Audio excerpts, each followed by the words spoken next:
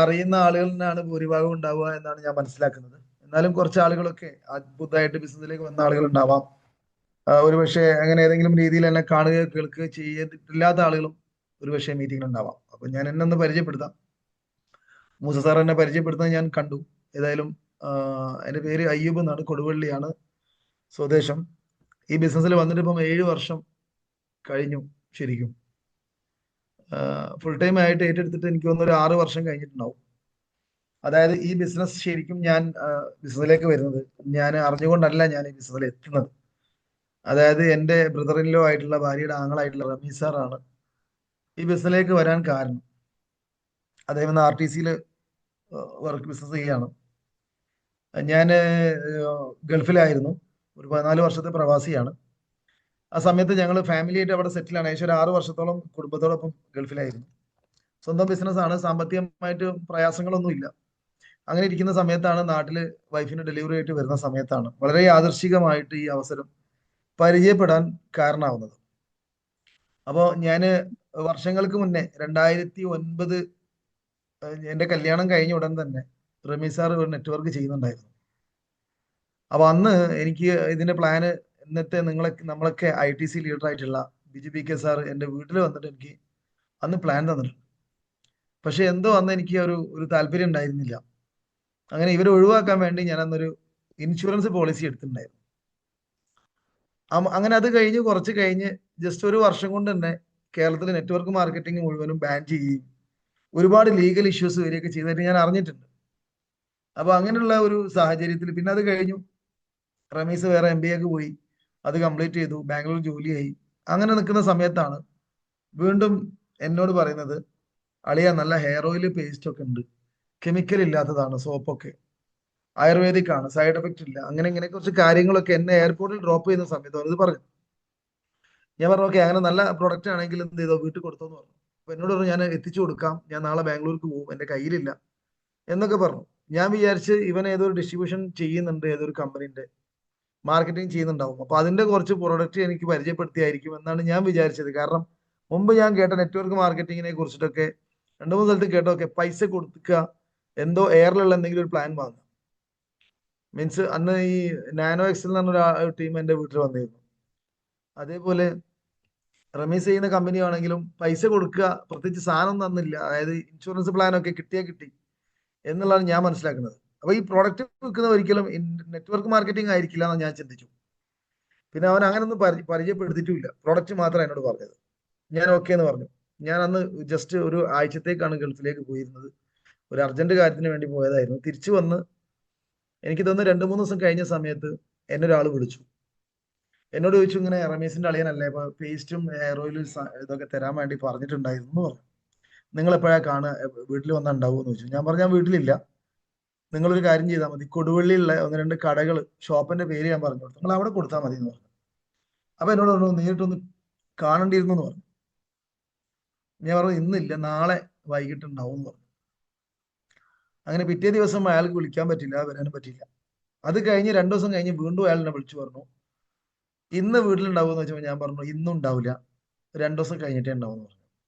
കാരണം എൻ്റെ ഞാൻ അന്ന് വീട്ടിലുണ്ട്, പക്ഷെ ഈ പേസ്റ്റും സോപ്പും തരാൻ എന്തിനാ എന്നെ കാണേണ്ട ആവശ്യം, ഞാൻ കൊടുവള്ളി കൊടുക്കാൻ പറഞ്ഞല്ലേ, അയാൾക്ക് അതല്ലേ കൂടുതൽ സൗകര്യം. അങ്ങനെ ചിന്തിച്ചു ഞാൻ. അപ്പൊ ഓക്കെ, ആള് വിട്ടു. പിന്നെ കുറച്ച് ദിവസം കഴിഞ്ഞ് വീണ്ടും എന്നെ വിളിച്ചു, വീട്ടിലുണ്ടോന്ന് ചോദിച്ചിട്ട്. ഞാൻ പറഞ്ഞു വീട്ടിലില്ല. നിങ്ങൾ എവിടെയുള്ള ആളാന്ന് ചോദിച്ചു. അപ്പൊ എന്നോട് പറഞ്ഞു ഞാൻ പൂനൂരാണ്. നിങ്ങൾ ഒരു കാര്യം ചെയ്താൽ മതി, പൂനൂർ ഏതെങ്കിലും ഒരു കടയിൽ കൊടുത്താൽ മതി, ഞാൻ എൻ്റെ സൗകര്യം പോലെ അവിടെ നിന്ന് വാങ്ങിക്കോളാം, പൈസ ഞാൻ നിങ്ങൾക്ക് റമീസ് വെച്ചാൽ ഞാൻ അയച്ചു തരാമെന്ന് പറഞ്ഞു. ഓക്കെ, അത് അങ്ങനെ കട്ടായി.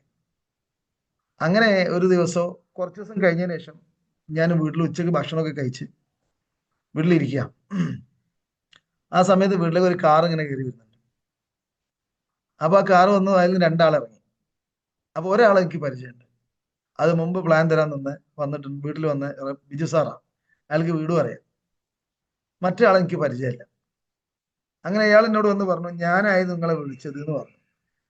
പ്രോഡക്റ്റ് തരാൻ വേണ്ടി വിളിച്ച ആളാണ് ഞാൻ, മറ്റേ ആള് ഷാഹിർ സാർ പൂനൂർ. അപ്പൊ എനിക്ക് കത്തി, ഇത് പഴയ പരിപാടി തന്നെയാണ്, ഞാൻ അറിയാത്ത ആളെ കൊണ്ട് എന്നെ വിളിപ്പിച്ചതാണ്. ഏതായാലും കുഴപ്പമില്ല, കയറി ഇരിക്കാൻ പറഞ്ഞു. വെള്ളമൊക്കെ കൊടുത്തു, ഞങ്ങൾ സംസാരിക്കാൻ തുടങ്ങി. സംസാരിക്കാൻ തുടങ്ങിയ സമയത്ത് ബിസാറ് മെല്ലെ ലാപ്പ് ഓപ്പൺ ചെയ്തു. എനിക്ക് കേൾക്കാൻ ഒരു മടിയില്ല, കാരണം എന്ത് പറഞ്ഞാലും പ്രശ്നമല്ല, തീരുമാനം എടുക്കേണ്ടത് ഞാനല്ലേ. ധൈര്യമായിട്ടുണ്ട്, നിങ്ങൾ പറഞ്ഞോളൂ എന്ന് പറഞ്ഞു എന്റെ സംശയങ്ങൾ ചോദിച്ചു. അയാൾ പറഞ്ഞു ഓക്കെ, ഇതിന്റെ ഒരു പ്രസന്റേഷൻ ജസ്റ്റ് ഞാൻ ഒന്ന് പരിചയപ്പെടുത്തി തരാം, നിങ്ങൾക്ക് താല്പര്യം മാത്രം ചെയ്താൽ മതിയല്ലോ. ഞാൻ പറഞ്ഞു തീർച്ചയായിട്ടും എന്ന് പറഞ്ഞു. അങ്ങനെ പറഞ്ഞു വന്നപ്പോൾ ആയുർവേദ പ്രൊഡക്റ്റുകളാണ്. ഈ പറയുന്ന പേസ്റ്റും സോപ്പും ഹെയർ ഓയിലും കൂടാതെ വെൽനസ് പ്രൊഡക്റ്റുകൾ ഇഷ്ടം പോലെ ഉണ്ട്, നമുക്ക് അസുഖത്തിന് വേണ്ടിയിട്ട് വരാതിരിക്കാനൊക്കെ ഉള്ള പ്രിക്കോഷൻ ആയിട്ടുള്ള. അപ്പൊ ഞാൻ ഈ ആയുഷിനെ കുറിച്ച് ഞാൻ കേട്ടിട്ടുണ്ട്. ആയുഷ് എന്ന് പറഞ്ഞാൽ എന്താണെന്നുള്ളതും അത് എന്തിനു വേണ്ടിയിട്ടുള്ളതാണെന്നൊക്കെ. അങ്ങനെ ആ സമയത്താണ് തോന്നുന്നത് ആയുഷിന്റെ ഡിപ്പാർട്ട്മെന്റ് ഒക്കെ വന്നിട്ടുള്ളത്. അപ്പൊ അതുകൊണ്ട് തന്നെ അതിനെക്കുറിച്ച് ഞാൻ വായിക്കുകയൊക്കെ ചെയ്തിട്ടുണ്ട്. അപ്പൊ അത് ക്വാളിറ്റി ഡിപ്പാർട്ട്മെന്റ് ആണെന്നും നല്ല പ്രൊഡക്റ്റുകൾ കിട്ടുന്നതാണെന്നൊക്കെ ഉള്ളത് എനിക്കറിയാം. അങ്ങനെയുള്ള പ്രോഡക്റ്റുകൾ നല്ലതാണെന്ന് ഇങ്ങനെ പറഞ്ഞ് പരിചയപ്പെടുത്തി പോകുന്ന സമയത്ത് എൻ്റെ അടുത്ത് പറയാണ്, ഇതിലുള്ള കവചപ്രാശം എൻ്റെ വീട്ടിൽ അമ്മക്ക് അലർജി ഉണ്ടായിരുന്നു ഭയങ്കരമായിട്ട്. അപ്പൊ അതിന് നല്ല റിസൾട്ട് കിട്ടിയതാണ്. അപ്പൊ അത് ഒരു തുമ്മൽ തുടങ്ങി കഴിഞ്ഞാൽ കണ്ടിന്യൂസ് ആയിട്ട് ഇങ്ങനെ തോന്നിക്കൊണ്ടിരിക്കുന്നതാണ്. ഇത് പറയുന്ന സമയത്ത് ഞാൻ ഇവിടുത്തെ അടുക്കള ഭാഗത്തേക്ക് നോക്കുമ്പോൾ ഉമ്മ അടുക്കളന്റെ ഡോറിന്റെ അടുത്ത് നിൽക്കുന്നുണ്ട്, ഇങ്ങനെ കേട്ടോണ്ടിരിക്കുക. ഇത് ഉമ്മ എന്നെ നോക്കി, ഞാൻ ഉമ്മനെ നോക്കി. കാരണം എന്താ, ഉമ്മക്ക് ഈ അലർജി ഉണ്ട്, ഒരു 10-30 വർഷമായിട്ടെങ്കിലും പഴക്കം ചെന്ന അലർജിയാണിത്. കുറെ ട്രീറ്റ്മെന്റ് ഞങ്ങൾ ചെയ്തിട്ടുണ്ട്, പക്ഷെ അതിനൊന്നും ഒരു വേണ്ടത്ര റിസൾട്ട് ഒന്നും കിട്ടിയിട്ടില്ല. അപ്പോൾ ഇത് കേട്ട സമയത്ത് ഒരു ആശ്ചര്യം തോന്നി, അത്രേ ഉള്ളൂ. മാറുന്നൊന്നും ഞങ്ങൾക്ക് പ്രതീക്ഷയില്ല, കാരണം ഞങ്ങൾ പല സ്ഥലത്തും കാണിച്ചിട്ടുണ്ട്, ഒരുപാട് നല്ല ഹോസ്പിറ്റലുകളിലും ഒരുപാട് ക്ലിനിക്കുകളിലും ആയുർവേദം, അലോപ്പതി, ഹോമിയോ ഒക്കെ പലതും മാറി കാണിച്ചിട്ടുള്ള. അപ്പൊ അതുകൊണ്ടൊന്നും ഇതിനൊരു മാറ്റം ഉണ്ടായിക്കോളന്നില്ല. എന്നാലും ഇയാൾ പറഞ്ഞൊരു കൗതുകം, കാരണം ആർക്കോ എവിടെയോ കിട്ടിയല്ല, അയാളുടെ വീട്ടിൽ അയാളെ അമ്മക്കാണ് കിട്ടിയ റിസൾട്ട്. എവിടെയോ ഒരാൾക്ക് കിട്ടിയെന്ന് പറഞ്ഞാൽ പിന്നെ നമുക്ക് അത്ര വലിയൊരു വിശ്വാസം തോന്നില്ല. ഏതായാലും അതൊന്ന് ശ്രദ്ധിച്ചു. എല്ലാം കഴിഞ്ഞതിന് ശേഷം ഞാൻ പറഞ്ഞു, ഞാൻ ഇതിന്റെ ഡിസ്ട്രിബ്യൂഷൻ എടുക്കുകയാണെങ്കിൽ എന്താ ചെയ്യേണ്ടത്. അപ്പോൾ ഞാൻ ഓൾറെഡി ഗൾഫിൽ ഫസ്റ്റ് പോയ സമയത്ത് മാർക്കറ്റിംഗ് ആണ്, സെയിൽസിലായിരുന്നു. അപ്പൊ അത്യാവശ്യം കുറച്ച് കാര്യങ്ങൾ എനിക്കറിയാം. നല്ല കമ്പനി, നല്ല ബ്രാൻഡ്, നല്ല പ്രൊഡക്റ്റ് ഒക്കെ ആണെങ്കിൽ നമുക്ക് മൂവ് ചെയ്യല്ലോ. അപ്പൊ ഞാൻ വിചാരിച്ചു കൊടുവള്ളിയിൽ അങ്ങനെയാണെങ്കിൽ ഡിസ്ട്രിബ്യൂഷൻ ഞാൻ എടുക്കാം, അപ്പൊ ഷോപ്പ് വരികയാണെങ്കിൽ എനിക്ക് ഇടാനല്ലോ എന്നുള്ള ഒരു ചിന്ത എന്റെ കയ്യിലുള്ളത്. അപ്പോൾ എന്നോട് പറഞ്ഞു, സാറിന് ഓൾറെഡി ഡിസ്ട്രിബ്യൂഷൻ എടുത്തിട്ടുണ്ട്, ഇതാണ് സാറിന്റെ രജിസ്ട്രേഷൻ ID എന്ന് പറഞ്ഞിട്ട് എനിക്ക് ലോഗിൻ ചെയ്ത് കാണിച്ചു തന്നു. അപ്പൊ ഞാൻ കണ്ടു എന്റെ പേരിൽ ഒരു രജിസ്ട്രേഷൻ നമ്പർ കാണുന്നുണ്ട്, അതിൽ 6000 എന്ന് കാണിക്കുന്നുണ്ട് ഒരു ഭാഗത്ത്. അതായത് 6000 ബിസിനസ് വോളിയം സെയിൽസ് എന്റെ ടീമിൽ നടന്നു കഴിഞ്ഞു. അപ്പൊ എന്നോട് പറഞ്ഞു, ഇതാണ് ഇതിന്റെ പ്രത്യേകത, സാറ് പോലും ഇതിൽ വരാതെ സാറിന് ഓൾറെഡി ഇത്ര ബിസിനസ് നടന്നു കഴിഞ്ഞിട്ടുണ്ട്. അപ്പൊ അതെങ്ങനെയാന്ന് ചോദിച്ച സമയത്ത് എന്നോട് പറഞ്ഞു, സാറിന്റെ അളിയൻ ഇങ്ങനെ കുറച്ച് ആളുകൾ ഇതിനകത്ത് ജോയിൻ ചെയ്തിട്ടുണ്ട്, ഈ ആളുകളൊക്കെ ഇതാക്കണം ഓർക്ക് വണ്ടിയിൽ കൂടെ അങ്ങനെ കാണിച്ചു തന്നു. അപ്പോൾ ഇത് അവർ പർച്ചേസ് ചെയ്ത ബിസിനസിന്റെ വോളിയാണ്. ഈക്വൽ ബിസിനസ് വോളി ഇപ്പുറത്തും വന്നു കഴിഞ്ഞാൽ അതിന്റെ 12% സാറിന് വരുമാനം കിട്ടുന്നു. ഓക്കെ, അങ്ങനെ എന്നോട് പറഞ്ഞു, ഒരു കാര്യം ചെയ്യാം, സാറിന് 3 ID രജിസ്റ്റർ ചെയ്തത്, അത് ആക്ടിവേഷൻ ചെയ്തിട്ടില്ല, അതിനകത്ത് പർച്ചേസ് ഒന്നും നടന്നിട്ടില്ല. അപ്പൊ സാറിന് വേണ്ട സാധനങ്ങളൊക്കെ നമുക്ക് അതിനകത്ത് പർച്ചേസ് ചെയ്യാം. കൂടാതെ വൈഫിന്റെ ID എന്ത് ചെയ്യാം, തൊട്ട് താഴെ അവിടെ രജിസ്റ്റർ ചെയ്യാം, അവളും ആക്ടിവേഷൻ ചെയ്യാന്ന് പറഞ്ഞു. ആയിക്കോട്ടെ എന്ന് പറഞ്ഞു. അപ്പൊ ഞാൻ എത്രക്ക് വാങ്ങണം, എങ്ങനെ ചെയ്യേണ്ടതെന്ന് വെച്ചപ്പോൾ എന്നോട് പറഞ്ഞു, 6 ID-കളിൽ 5000 വീതം പർച്ചേസ് ചെയ്യുകയാണെങ്കിൽ 30,000 രൂപന്റെ പർച്ചേസ് നിങ്ങൾ രണ്ടുപേരെയും ID ആക്ടിവേഷൻ ആവും, പ്രൊഡക്റ്റും വാങ്ങിക്കാം, നിങ്ങൾക്ക് വരുമാനവും കിട്ടുന്നുണ്ട്. ഓക്കെ, ഞാൻ 30,000 രൂപ എടുത്തു കൊടുത്തു. അവര് സാധനങ്ങൾ ലിസ്റ്റ് ചെയ്യുമ്പോൾ ഞാൻ ഇത്രേ പറഞ്ഞുള്ളൂ, ഉള്ളിലേക്ക് കഴിക്കുന്നത് സംഗതിയൊക്കെ നല്ലതെന്ന് എനിക്ക് ബോധ്യപ്പെട്ടു, പക്ഷെ എന്നാലും ഉള്ളിലേക്ക് കഴിക്കണമൊന്നും വേണ്ട. കഫചപ്രാശം എന്ന് പറഞ്ഞ ഈ ലേഹ്യം ഉണ്ടല്ലോ, അലർജിക്കില്ല, അത് മാത്രം വെച്ചാൽ മതി ഉള്ളിലേക്ക് കഴിക്കുന്നത്. ബാക്കിയൊക്കെ soap, paste, hair oil, shampoo, നിങ്ങൾക്ക് എന്തൊക്കെ ഉണ്ടോ പുറത്തേക്കുള്ളത് അതൊക്കെ വെച്ചോളൂ, കുഴപ്പമൊന്നുമില്ല. പേസ്റ്റ് ഒക്കെ അധികം വെച്ചോളൂ എന്നും പറഞ്ഞു, ഹെയർ ഓയിലും അധികം വെക്കാൻ പറഞ്ഞു. നിങ്ങളൊരു കാര്യം മനസ്സിലാക്കണം, ഇത് ബോധ്യപ്പെട്ട ഞാനാ പറഞ്ഞത് ഉള്ളിലേക്ക് കഴിക്കണേ വേണ്ട. ഞാൻ അതിൽ പറയുമ്പോൾ ഒക്കെ ഞാൻ പറയുന്നുണ്ട്, കറക്റ്റാണ്, ഡെയിലി ടോക്സ് എനിക്ക് താല്പര്യമുണ്ട്, കഴിക്കണം എന്നുണ്ട്, വല്ലാണ്ട് നിർബന്ധമായിട്ട് കഴിക്കണമെന്നുണ്ട്, ബ്ലഡ് പ്യൂരിഫയർ വേണമെന്നുണ്ട്. ഇതൊക്കെ പറഞ്ഞു കഴിഞ്ഞു. ലാസ്റ്റ് ഇതിന്റെ ഒരു കൺക്ലൂഡിങ്ങിലേക്ക് എത്തുമ്പോൾ, ക്ലോസിംഗ് എത്തുമ്പോൾ, ബില്ലിടുന്ന സമയത്ത് ഞാൻ പറഞ്ഞത്, ഉള്ളിലേക്ക് കഴിക്കണേ ഇപ്പൊ വേണ്ട, പിന്നെ വാങ്ങാം, തൽക്കാലങ്ങൾ ഇത് മറ്റത് വെച്ചോളൂ. കാരണം എൻ്റെ ഉള്ളിൽ ഒരു ചെറിയ പേടി, പക്ഷേ കവചപ്രാശം വാങ്ങൽ എനിക്ക് വേണം. കാരണം കൊടുത്തു നോക്കാം അമ്മക്ക്, അഥവാ എൻ്റെ അമ്മക്കും അങ്ങനെ അതായത് ആ 100-ൽ 1 അങ്ങനെ റിസൾട്ട് വരുന്നതാണ് ഞാൻ വിചാരിക്കുന്നത്. ഏതായാലും ഇവര് 2 ദിവസം കൊണ്ട് പ്രൊഡക്റ്റ് കൊണ്ടു തന്നു. ഞാൻ അതിൽ നിന്ന് കവചപ്രാശം എടുത്തിട്ട് ഉമ്മക്ക് കൊടുത്തു. അവര് പറഞ്ഞ പോലെ 2 നേരം വെച്ച് കഴിക്കാനും പറഞ്ഞു. അത് കഴിഞ്ഞു. കുറച്ച് ദിവസം കഴിഞ്ഞ് വീട്ടിലും 1-2 ദിവസം കഴിഞ്ഞ് വീട്ടില് പെങ്ങന്മാർ വന്നു. 2 മൂത്ത പെങ്ങന്മാരാണ് എനിക്കുള്ളത്. അപ്പൊ ഇടയ്ക്ക് ഗൾഫ് പോയി വരുന്ന സമയത്ത് എന്തെങ്കിലും കൊണ്ടുവരും. ഞാൻ അവർക്ക് കൊണ്ടുവരുന്ന എന്തെങ്കിലുമൊക്കെ ഓർക്കും കൊടുക്കും. ഇത് അങ്ങനെ സ്ഥിരം ഉണ്ടാവുന്ന, ഗൾഫിൽ പോകുന്ന എല്ലാവരും അങ്ങനെ തന്നെ ആയിരിക്കും. അപ്പോൾ ഞാൻ വീട്ടിലുള്ള സമയത്ത് എന്നോട് ചോദിച്ചു, ഈ പ്രാവശ്യം വന്നിട്ട് സാധനങ്ങളൊന്നും കൊണ്ടുവന്നില്ലെന്ന് ചോദിച്ചു. എന്തെങ്കിലും പെർഫ്യൂമോ നട്സോ പേസ്റ്റോ സോപ്പോ അങ്ങനെ എന്തെങ്കിലുമൊക്കെ നമ്മൾ കൊണ്ടുവരുമല്ലോ. ഞാൻ പറഞ്ഞു ഞാൻ ഇപ്രാവശ്യം വേഗം പോയി പോകുന്നത് കൊണ്ട് ഒന്നും വാങ്ങിയിട്ടില്ല എന്ന് പറഞ്ഞു.